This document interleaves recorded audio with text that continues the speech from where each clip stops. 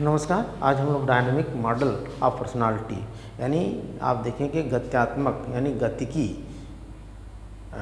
Model आप व्यक्तित्व के बारे में अध्ययन करेंगे। इसके बारे में हम लोग आकार की मॉडल ऑफ व्यक्तित्व के बारे में यानी टोपोग्राफिक मॉडल ऑफ पर्सनालिटी के बारे में अध्ययन कर चुके हैं। उसमें क्या था, फ्रायड जी ने बताया था कि जो आपका जो आकार की मॉडल होता है उसमें जो आपके मन होते हैं 3 प्रकार के होते हैं। कौन कौन से? चेतन, अचेतन और अर्धचेतन। तो यहाँ पे हम लोग देखेंगे, वो तो हो गया था। और यहाँ देखेंगे कि जो आपका गत्यात्मक मतलब कि आपकी जो व्यक्तित्व होता है। अब यहाँ चूँकि व्यक्तित्व की बात हो रही है, मनोविश्लेषण सिद्धांत के प्रतिपादक कौन थे? फ्रायड जी थे।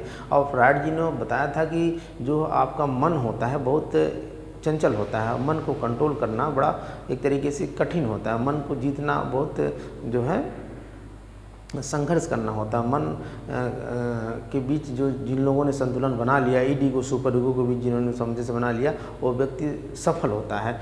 इसके लिए जो है अब यहाँ देखेंगे कि भाई आप इसको भी व्यक्तित्व का गतिकी मॉडल किसने दिया था? फ्रायड जी ने दिया था। और फ्रायड जी ने जो था गतिकी मॉडल को इन्होंने 3 प्रकार बताया, 3 भागों में बांटा। पहले मूल प्रवृत्ति होती है जो आपकी एक तरीके से उसमें दैविक ऊर्जा और मानसिक ऊर्जा होती है। उसकी दुश्चिंता होती है, चिंता होती है, आत्मरक्षा प्रक्रम होता है। तो इसको आप देख लेंगे कि भाई इसमें उन्होंने क्या क्या देखा था। आप देखें कि फ्रायड जो थे कि एक तरीके से मनोविज्ञान की में इनका बहुत ज़्यादा योगदान था। लाइक एक मनोचिकित्सक थे, लेकिन मनोविज्ञान में इनका बहुत ज़्यादा योगदान था। और जो इनका मॉडल था मनोविश्लेषण सिद्धांत का मॉडल, ये बहुत ज़्यादा जो है क्वेश्चन इससे बहुत ज़्यादा पूछे जाते हैं। तो उसी से संबंधित ये भी है। आपका डायनामिक मॉडल हो गया या एक तरीके से टोपोग्राफिक मॉडल हो गया, एक लैंगिक मॉडल है। 3 मॉडल इन्होंने दिया था। तो हम लोग इसमें देखते हैं कि भाई अपनी मूल प्रवृत्ति जो आपकी जीवन की जो आपकी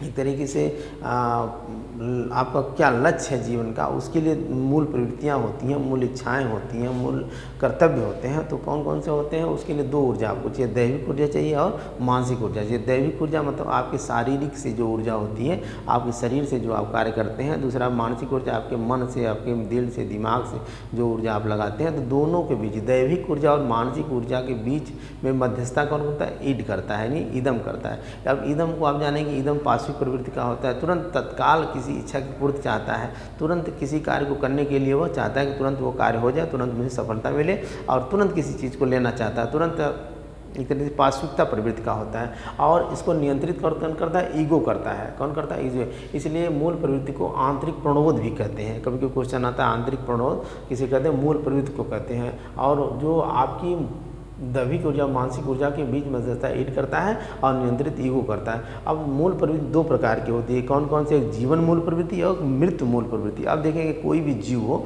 तो उसका जीवन होगा, वो पैदा होगा, तो इसको इरोस कहते हैं। और वो पैदा होगा, उसका जीवन होगा, वो बचपना होगा, जवानी होगी, बुढ़ापा होगा। तो उसको जीवन को जो है एक लिबिडो शब्द का प्रयोग आता है, जिसमें उसके रचनात्मकता और प्रजनन से संबंधित है। लिबिडो शब्द मतलब कि यौन से संबंधित है, प्रजनन से संबंधित है। कभी कहा था कि लिबिडो का संबंध किससे? तो आपके प्रजनन से संबंधित है। भाई प्रजनन होगा तभी जीवन की उत्पत्ति होगी, नर और मादा एक साथ मिलेंगे तभी ये रिलेशनशिप होगा। सेक्सुअल रिलेशनशिप होने के बाद ही किसी जीव की उत्पत्ति होगी।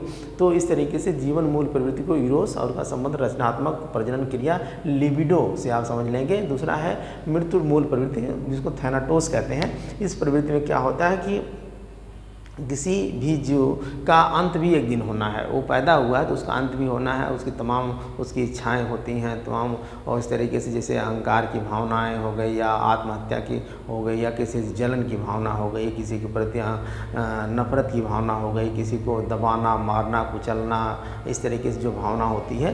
तो वो अब 1920 में फ्रायड जी ने बताया था कि हर व्यक्ति का जीवन का मूल उद्देश्य यही होता है कि उसके जीवन का मूल उद्देश्य होता है कि मृत्यु को प्राप्त करना। जैसे आदमी होता है ना कि जब ज़्यादा उम्र हो जाती है, आदमी की डेथ नहीं होती है, तमाम कष्टों से, तमाम परेशानियों से, बीमारियों से जकड़ लिया जाता है, तो भगवान से ही प्रार्थना करता है, हे प्रभु अब मुझको ले चलो, बहुत हो गया, अब मुझे बर्दाश्त नहीं हो रहा है। तो उन्होंने बताया था कि हर व्यक्ति के, हर जीव के जीवन का मूल उद्देश्य क्या होता है? मृत्यु को प्राप्त करना। ये भी आप देखेंगे किसने कहा था? फ्रायड जी ने कहा था। अगला है अब दुश्चिंता या चिंता, एंग्जाइटी। हम को धमकी मिलती है, यानी आपकी जो आप के विचार हैं, अच्छे विचार हैं, एक तरीके से दैविक प्रवृत्ति का अहम होता है, जो आपके रहने की प्रवृत्ति है कि गलती नहीं करना, अच्छे से रहना, नैतिकता की बात करना।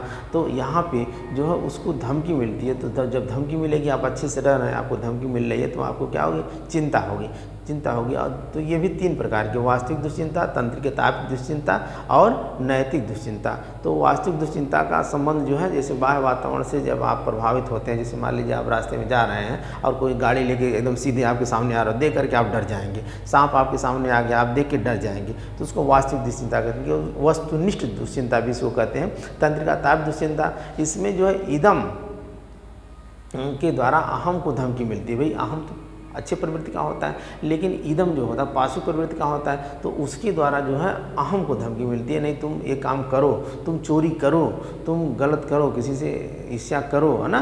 तो इस तरीके से दोनों के बीच तालमेल नहीं बैठ पाता, तो इदम के द्वारा जो है अहम को धमकी, यानी ईड के द्वारा ईगो को धमकी मिलती है। किसमें? तंत्र का तात्विक दुश्चिंता में। और नैतिक दुश्चिंता में परम के द्वारा अहम को धमकी मिलती है। यही परम अहम जो सुपर ईगो की बात करता है और नैतिकता की बात करता है, लेकिन वह भी कभी कभी जो है कहता है कि नहीं ये काम तुमको करना ही है। जैसे नहीं कभी कोई होता है कि नहीं मैं ये काम करूँगा, जैसे कभी कभी होता है कि आदमी सत्य तो बोलता है, लेकिन कभी कभी ये होता है किसी का उसमें अहित हो रहा है तो वहाँ झूठ भी बोल देगा, सत्य नहीं बोल देगा। लेकिन ये कहता है, सुपर ईगो कहता है कि नहीं तुम बोलो, भले से तुम्हारा नुकसान हो जाए, तुम्हें दंड मिल जाए, तुम्हें जान चला जाए, लेकिन भी तुम उसका कार्य को करो। तो इसमें जो है आपकी नैतिक दुश्चिंता, मतलब नैतिकता की बात आती है। एकदम जैसे प्राण जाए पर वचन न जाए, जैसे हरिश्चंद्र जैसे हुए, या तमाम ऐसे उदाहरण हैं जो बहुत लोग हैं जो अपने सुकरात जैसे हुए, ईसा मसीह जैसे हुए, जो सूली पे चढ़ गए, अपने अडिग रहे अपनी बातों को लेकर के। तो इस तरीके से जो परम के द्वारा अहम को धमकी मिलती है। ठीक है, अगला आत्मरक्षा प्रकरण, ईगो डिफेंस मैकेनिज्म। इसमें कहता है कि भाई आत्मरक्षा, आपकी आत्मरक्षा, आपकी सेल्फ जो डिफेंस की बात आती है, इन्होंने कहा कि अहम के द्वारा ये कार्य होता है, जो आपका एक तरीके से व्यवहार, अच्छा व्यवहार है, दैविक प्रवृत्ति का व्यवहार है, नेचर है, बिहेव है, व्यक्तित्व है, तो उसके द्वारा होता है। और लेकिन होता किसके स्तर के अनुसार होता है? उसमें आपके अचेतन स्तर से ये प्रभावित होता है। जैसे आप संकट में हैं, समस्या में हैं, किसी परेशानी में हैं, तो आपको उस परेशानी को दूर करने के लिए जो है अचेतन स्तर से, जो आपका पूर्व अनुभव का स्तर है, जो आप कहीं से सीखे हैं, पढ़े हैं, जाने हैं, तो उस स्तर से आपको अहम के द्वारा वो संकट से निकाला जाता है। तो इस तरीके से यहाँ से आप देख लेंगे कि व्यक्तित्व का गतिकी मॉडल। अगर मेरा पढ़ाया हुआ पसंद आए तो आप लाइक करके सब्सक्राइब करें। धन्यवाद।